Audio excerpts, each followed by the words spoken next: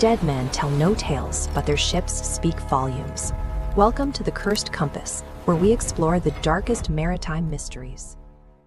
Today, we are going to look at the terminal sinkings of two separate Japanese vessels by United States naval forces in the Pacific Ocean. Our goal is to break down the technical realities of these events and strip away the persistent myths surrounding them.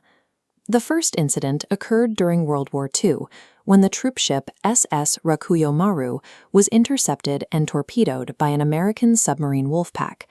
The second took place in 2012, when the United States Coast Guard unleashed cannon fire to sink the Ryou-Un Maru, a fishing vessel displaced by a massive tsunami. One event was a high-casualty ambush in a contested combat zone. The other was a modern, highly controlled protocol designed to mitigate a navigational hazard. Yet both of these events have been heavily obscured by chaotic initial reporting, and in some cases, complete fabrications regarding ghost ships. To reconstruct what actually happened, we must look directly at the hard data, the physical specifications of the hulls, the precise chronological records, and the operational maneuvers executed at the time of their destruction. We begin in Nagasaki. The Mitsubishi Shipbuilding Company laid down and subsequently launched the SS Ryou-Un Maru on February 26, 1921. She operated under the ownership of the Nippon Yusen Kisen Kaisha, or NYK line, and was registered out of Tokyo. This diagram illustrates her physical profile. The hull measured 460 feet in length, with a 60-foot beam, and rested at a draft of 40.5 feet. In total, the vessel displaced 9,419 gross register tons. She was powered by a set of steam turbines driving a twin-screw arrangement, which together generated 1,153 nominal horsepower. At peak output, this gave the ship a maximum speed of 16.5 knots. These metrics describe a standard commercial passenger and cargo vessel. She lacked any defensive armor plating and was entirely unsuited to withstand direct impacts in a frontline combat environment. By September 1944, the Japanese military had repurposed the ship for a transport mission, sailing as part of convoy HI-72. This chart tracks the convoy's routing from Singapore northward through the South China Sea toward Formosa. Locked inside the holds of the Ryou-Un Maru were 1,317 Allied prisoners of war. Sailing alongside her in the formation was a sister transport, the Kachidoki Maru. This second vessel carried its own human cargo, an additional 950 Allied prisoners, along with 1,095 Japanese personnel. The operation placed thousands of captive personnel into the holds of slow, unarmored commercial vessels, right as they sailed directly into heavily contested submarine hunting grounds. Interception occurred on the morning of September 12, 1944, in the waters of the Luzon Strait. A United States submarine wolf pack consisting of the USS Growler, the USS Pampanito, and the USS Sea Lion tracked the convoy.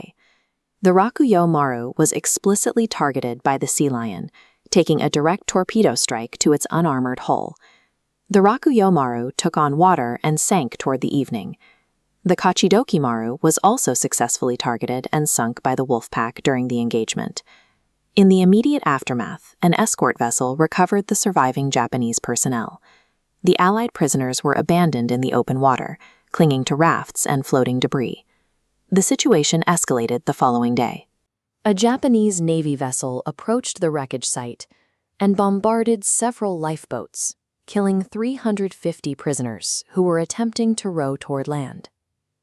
On September 15th, the 3 American submarines returned to the strike coordinates. They located and rescued 149 surviving prisoners from the remaining rafts. 4 of those men succumbed to exposure and injuries before the submarines could land them at Tanapag Harbor in Saipan. The final data for the Ryou-Un Maru shows that 1,159 prisoners died in the incident, a toll that included Australian rugby player Winston Ide and Brigadier Arthur Varley. An additional 488 people, the vast majority of them prisoners, were killed in the sinking of the Kachidoki Maru. The multi-day timeline of the Luzon Strait sinkings highlights the brutal mechanics of unrestricted submarine warfare. We now jump forward almost 7 decades to a completely different type of sinking, the 2012 incident involving the Ryou-Un Maru.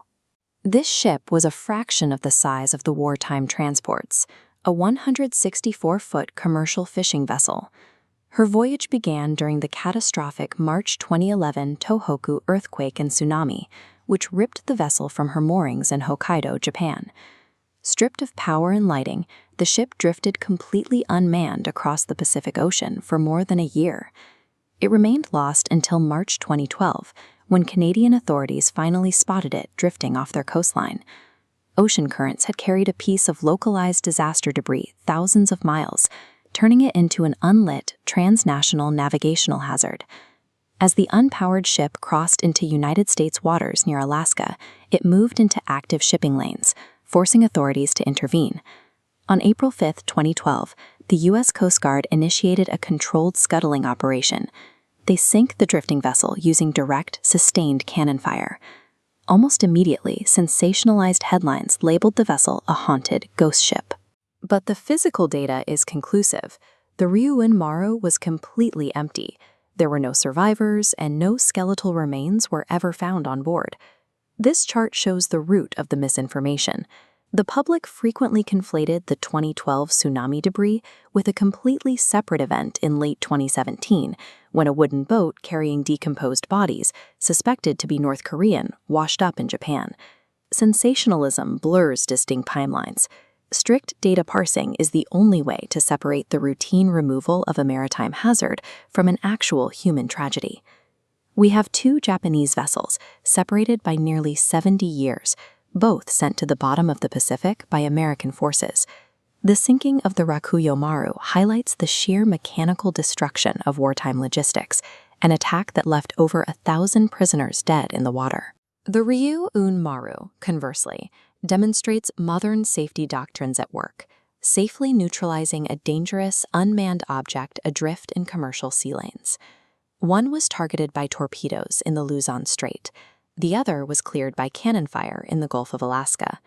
The true nature of maritime history does not rely on myths. We understand these events only by stripping away the sensationalism, looking directly at the ship specifications, the cargo manifests, and the operational timelines.